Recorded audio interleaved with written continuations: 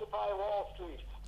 For Occupy the Capitol building with coup on corporate cartoon McNudes for blacking out the same thing happening in Ohio and Michigan. Hooray for UK Uncut for blockading Vodafone retail stores non-violent. When they calculated that Vodafone owes almost as much in taxes as the Prime Minister was cutting from social service budgets and universities and all.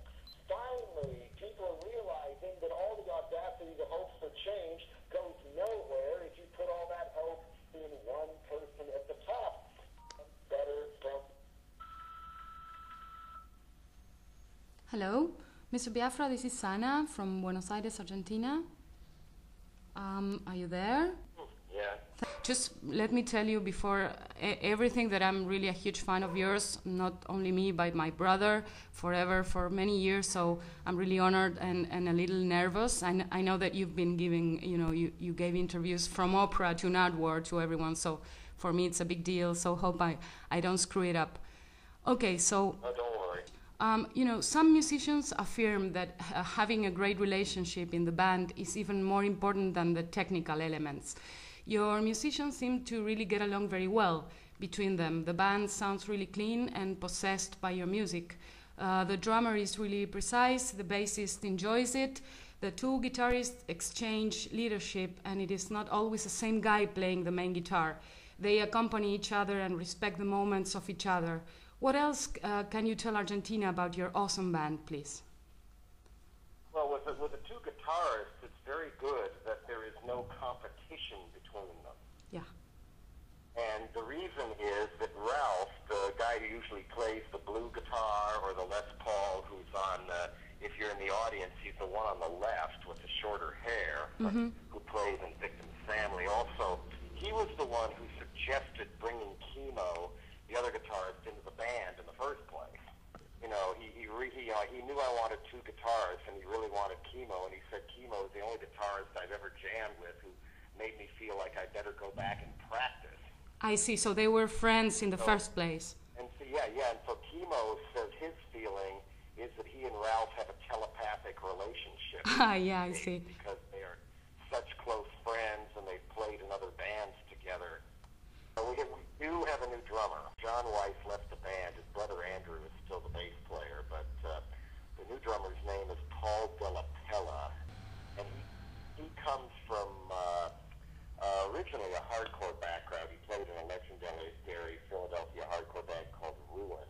Then he moved across the country to the West Coast and played the more powerful side of psychedelic space rock with Helios Creed, Helios, and then the guy's last name Cred, and Nick Turner's version of Hawkwind. Any other comments you want to make on next Friday's show? Because the interview will be coming out that morning, so I'm sure people will want to know more details about it. Of course, they will want to know if you play the classic Dead Kennedys tunes. So can you please tell me? We will play some, but because we played in Buenos Aires already, we may play a lot of different Guantanamo School of Medicine songs. All right. Time too.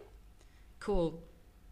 What is it that Americans think in general, if they do, about South America? Do people in general really imagine that this is sort of a jungle with deadly diseases spread everywhere? I hate to say it, but you may be right. The news is so censored in this country that even a network like CNN, which people think is still a good news network, have watched it get stupider and stupider, not only over the past 10 years, but over the past 10 months. Now I call it corporate cartoon McNews. Very good. One thing that has happened over the past maybe 30 years at least is that both all kinds of different news media, they've not only been bought out by big corporations who then want to have editorial control over the news content to make their corporation more money, but thus all the push for going to war with Iran and the American media, all the arms manufacturers make money. But also, but it meant that they also, when these corporations corporations took over, their attitude was, no, we don't want to lose any money having a high-quality news department doing long, in-depth investigation. We want to make a profit. So one of the things they do is they close all the foreign news bureaus. There's less and less reporting coming from other countries into America unless there's an earthquake or a war or something, and that's about it. And so most Americans don't really hear much of anything about other countries at all. And the school systems have gotten so bad because the same kind of people cutting education budgets that many Americans are so uneducated they could not find South America or Argentina on a map. Mm-hmm. Could not even find their own state on a map. I am not joking. Yeah. I see. You know, healthcare in Argentina has its needs, of course, but it is free for everyone. With all our supposedly third world characteristics, we flip nevertheless when we see that US can't seem to make it in that direction. The people want it, but the Congress and the White House, everything else is so corrupt that they try and block it at every turn. Obama pushed through some fake health care reform, but it's actually a bigger gift to big corporate insurance companies because now when it takes effect, everyone will be forced to buy insurance from a corporation instead of getting it for free from the government. It's an even bigger scam than before. Mm-hmm. And part of the reason Americans tolerate this to the degree that they do is because, again, they are so in the dark about what happens in other countries that they have no idea that there is a better way to do something, like run a healthcare system, than there is in America. We're so brainwashed that everything works better in America than everywhere else. And even if you go to Canada, you discover in 5 minutes that that is not true. Yeah, well, you know, And then you go to Europe and find that the Germans and people in Scandinavia, Holland, other places, they're living better than we are. We are, in some ways, are a third world country compared to them. And part of it is because there's still much bigger taxes on the rich and not such a big military budget. So there's plenty of government money for health care, education, a proper train system, which Argentina could use as well, and things like that. Other countries want an educated workforce. They see how it benefits their economy. They also want a healthy workforce. They're happy to pay to send people to university. They'll pay to keep people from getting sick and heal up the injured. You know, they'll pay for these things. But in America, it's more every millionaire for themselves trying to steal as much money as they can, to the point where sooner or later they're going to run out of things to steal. They'll run out of people who have any money left to buy any of their products. Does this sound at all like a familiar pattern to people in Argentina? Abortion in cases of rape here has just been 4 days ago legalized. Gay marriage is legal since 2010 here.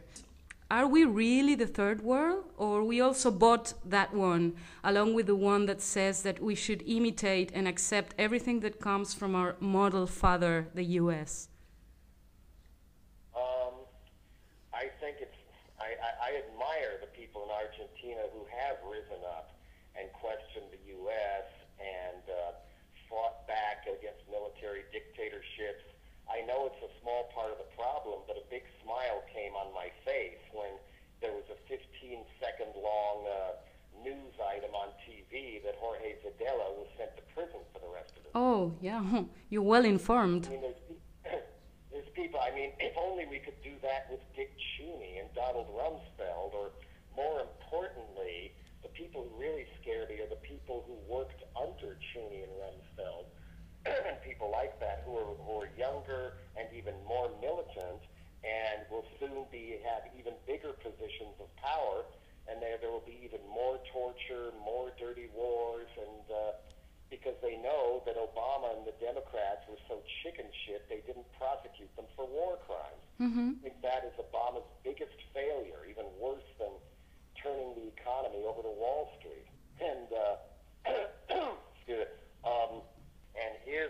Argentina a third world country?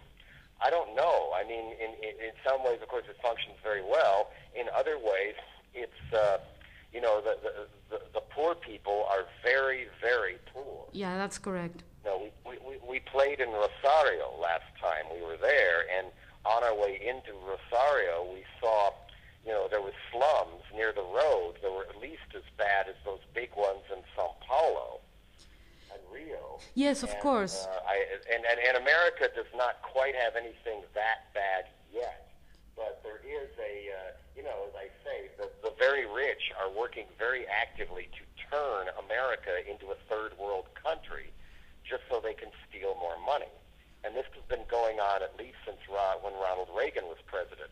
His own budget director came right out and said, we are looking at the Brazilian model.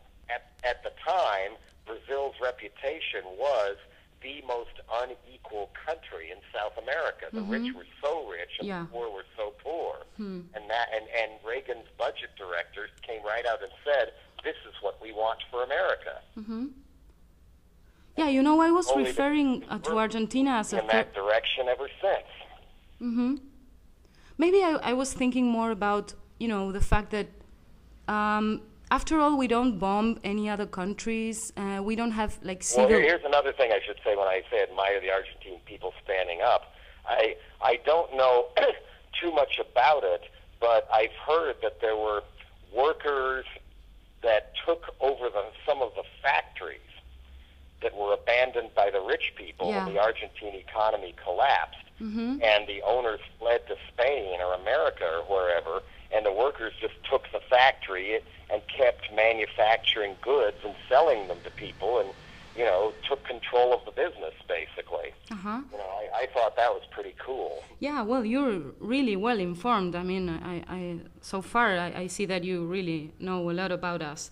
Now, you know, voting is a... Not so much, really. I mean... Well, you never end to know everything about each place you go to, I imagine, right? So... You know, I've been to Buenos Aires, Rosario, and then me and our stage crew chief, who's an extreme sports guy, went down to El Calafate and Esquel after we played last time. Yeah, well, that gives you a bunch of information for sure, and I'm sure that you saw more of the cities, not only the hotels and everything, because... I just wish there was a train system where we could have gotten back and forth and other people. I mean, you know, hardly anybody I met in Buenos Aires had ever been to Patagonia. Well, yeah, there used to be one, but you know, there are not many of them not working anymore. And transportation is another business. We had 50 deceased people a month ago. A train collapsed. So yeah, it's a whole other issue. But you know, voting is something that I'm very interested in your opinion about that. Here, as you know, voting is. Hey, before you ask me that question. Yeah. One last story that Sure. you might think is funny about our trip to Patagonia is we rented a car and drove south from El Calafate, not knowing what we were going to see or anything. We did not know about the Torres del Paine in Chile, but we could see them from 100 or 200 kilometers away, so we're thinking, let's go there. Yeah. We find a little dirt road that takes us over to Chile, and they pull over the car, and they're about to just let us go, and then, oh, do you have any fruit in the car? And we say, oh, yes, we have apples. And then outrun all these customs men. I didn't think they could fit that many in such a small building in the middle of nothing. They just start tearing apart our car, not looking for drugs, but looking for apples. Yeah. I thought that was very bizarre. It is bizarre. I will say that the apples I had in Argentina were the most delicious I've ever tasted. Cool.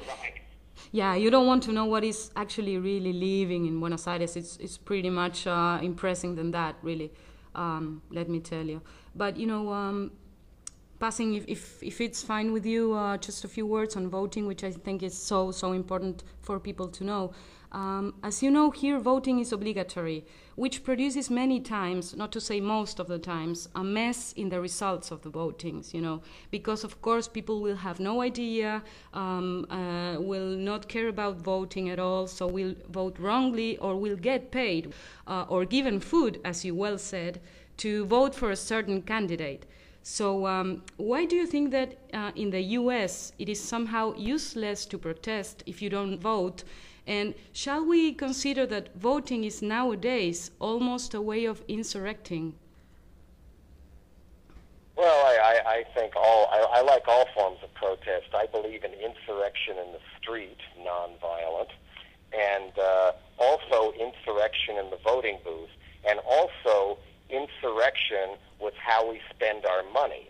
I try to give, I've not eaten in McDonald's in 30 years, for example. I try to give as little money as possible to the horrible global corporate predators and great big chain stores and supermarkets and like that. Mm-hmm. Nobody can do it 100% unless they want to live back in the wilderness and never speak to anyone. Yeah.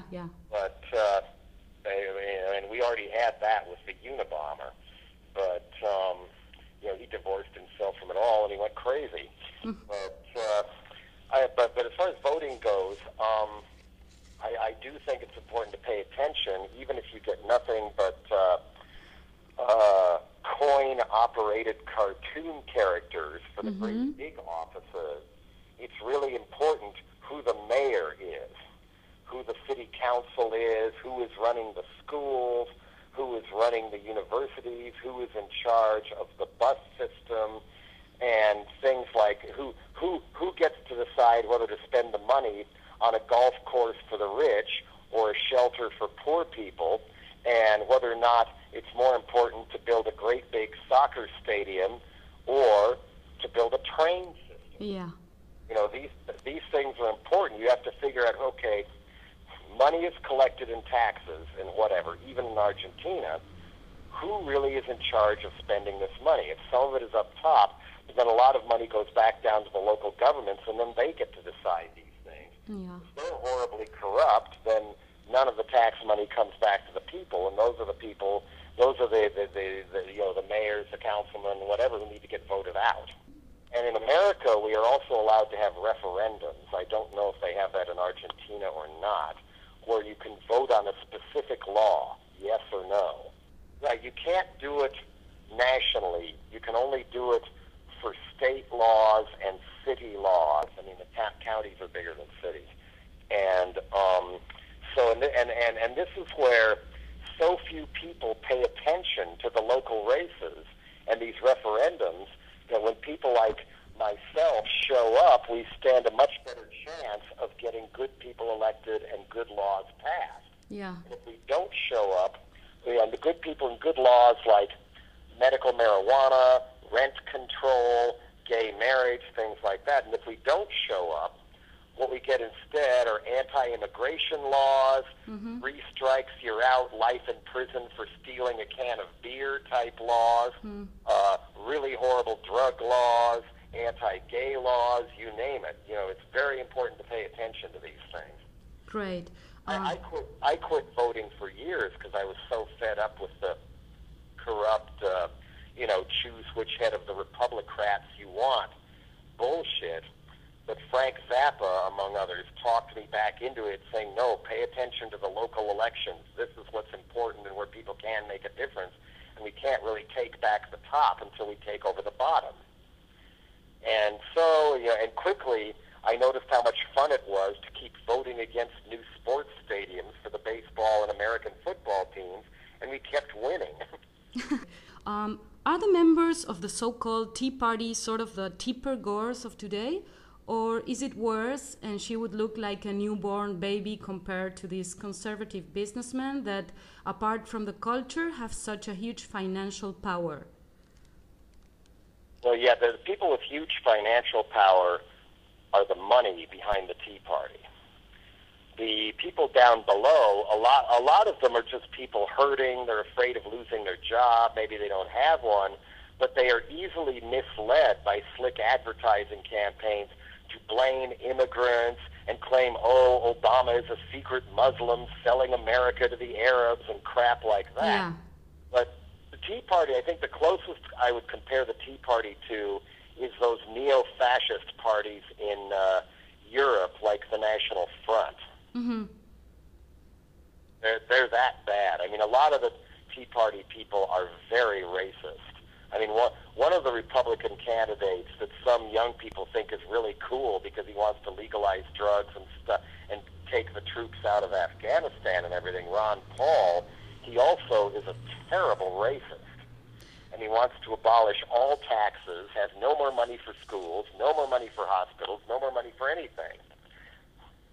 So this would take me to the Zeitgeist movie question. Maybe, I'm sorry if it's a dumb question, but do you think is it a trustable movie, and would you recommend it to spread it all over? I have not seen Zeitgeist. Oh, you're kidding me. It says exactly what you say, but it's more exaggerated. Like, they talk about the new Nazis, and I think you would be probably interested in watching it. I don't know. I hope it's not people saying that Bush and Cheney caused 9/11. I hope it's not some of that. They pass over it, but they don't stop at it. I mean, they talk about the big corporations and the Rockefellers' sons and grandsons trying to conquer through mass media and communication enterprises our whole communications. And our identity. I think the way to fight back against some of that is an individual person is to teach media literacy to everyone you know. Mm-hmm. I think people should be able to graduate from school without a class on media literacy, but they don't have it. So parents need to teach their children need to teach their parents, and everyone needs to teach their friends. You know, if total bullshit comes on the TV news or you find it in a newspaper on the internet, point it out to other people. Get them to laugh at it with you. Yeah. And once that mirror of illusion is shattered, people never totally trust the corporate media again. Mm-hmm. I mean, it was easy in my family because they even showed the news to me and my sister when we were very small children. And if something like bloody war footage from Vietnam, the kind the media won't show anymore, came on the TV, mm-hmm. it wouldn't change the channel because the children might get upset. They would talk to the children about war mm-hmm. and what it really means. And so I had very strong opinions when I was very young about racism, war, corruption, police brutality, environmentalism, you name it. And also, my father either getting mad at or laughing at all the commercials on TV. And finally he said, you know, son, that woman jumping up and down trying to sell you laundry soap to wash your clothes, she's not that excited about laundry soap. Yeah. Laundry soap is not exciting. She's mm-hmm. just an actress hired by a corporation to sell you the laundry soap, and it might not even be good laundry soap. And so I applied this kind of a bullshit detector to school, to new TV news, to my parents, which led to a lot of fighting, but we're okay now. I don't think they expected me to start questioning them that way, too. Yeah. But it made me a smarter person, and I'm very grateful for that. So that's what I mean by media literacy, is everybody should help other people to grow better bullshit detectors. I wanted to know how's your relation with acting right now. You acted in the film I Love You, I'm the Porn Queen. I don't know, did you have fun and did you like it? Oh, well, I've known the director for years. We kind of had a terrible falling out later over some other things, which I'm very depressed about. But no, it was, I participated in the movie, even though things were starting to go wrong with a friendship, because I knew it was a kind of a good acting role and a dramatic one that wouldn't be just me playing a crazy person or me playing a cop or something. I was in acting before I was in bands. And yes, it was teenage theater, but it was very difficult teenage theater with very demanding directors. And we went up against the whole town and did fine. I mean, I had the Boris Karloff role in Arsenic and Old Lace. I was the main Nazi in The Sound of Music. And I played Ebenezer Scrooge in The Christmas Carol, among other things. So, and the widower, the devil. It's something that, it's something I've always wanted to do more of, but I don't live in Los Angeles. I live in San Francisco, and I don't have a manager or an agent to get me the kind of things that somebody who's really worked hard and made connections like Henry Rollins gets, for example. Okay. Let's face it. I mean, I like to act from time to time, but I'm no Sean Penn. Okay. Well, I mean, my main unique talent is probably as a singer and a songwriter. I don't think so. I think that you're a good actor too, among other things, and of course an activist and a politician, if we can call you that way. Yeah. All right. I'm not taking you more time. Thank you so. I like activist. I don't like politician. Okay, that's a difference. So, well, anyway, thank you so much, and sorry for interrupting you. And hopefully we'll meet next Friday. I would like really look forward to shake your hands. Can you bring some copies of the newspaper? Of course, yeah. That's the idea. I'll be there with a couple of copies of my interview. Great. And my record, because I'm a musician too. So thank you so much. Great, This is big deal for me. I guess you know I'm a terrible music and vinyl junkie too. No, this is not vinyl. It's a CD. I don't. Okay. Did I understand you correctly? No, CD is okay too. Yeah, CD. Thank you so much, Mr. Biafra. We'll meet soon. Have a great flight, and I'll write my best note ever. Thank you very much. Okay. Bye bye. Gracias. Gracias.